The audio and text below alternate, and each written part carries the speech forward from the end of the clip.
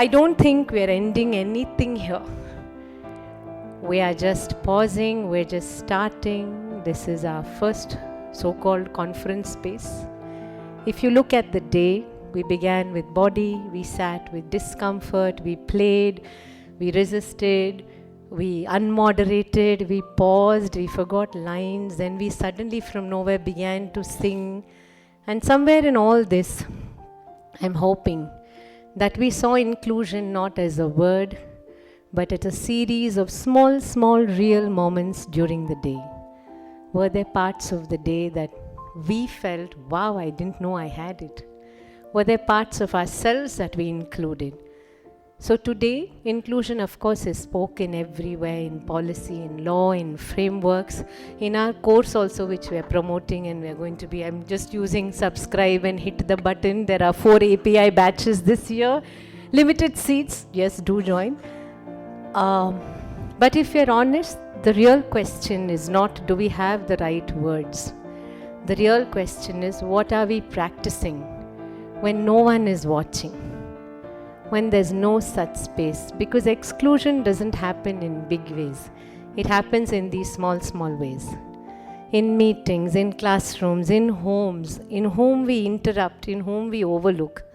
And today, whether we speak of disability, gender, identity, conflict, or even the conversations happening around the country today, this question is not sectorial. Inclusion cannot be disability only, gender only, policy only. It's human. If we are not careful, we'll keep creating systems of inclusion that still exclude, maybe just in more sophisticated ways. And that's why spaces like this, conversations like this matter.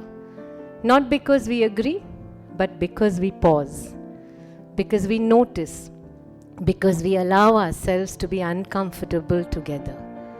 At Snehadhara, our journey from arts-based therapy to arts practices for inclusion was not just a shift in method, it was a shift in our understanding. Saying from working on people that we thought, in the name of therapy, what is it to work with people? What is it from moving from intervention to relationships? There's a simple way we often understood this. We understood that accessibility is often seen as an entry, a ramp, a sign, a provision. But accessibility, when it is real, becomes belonging. Because it's not just about getting in. It's about being able to stay once you have gotten. It's about being able to participate, to be seen, to be heard, to have, not having to constantly adjust yourself or fit in.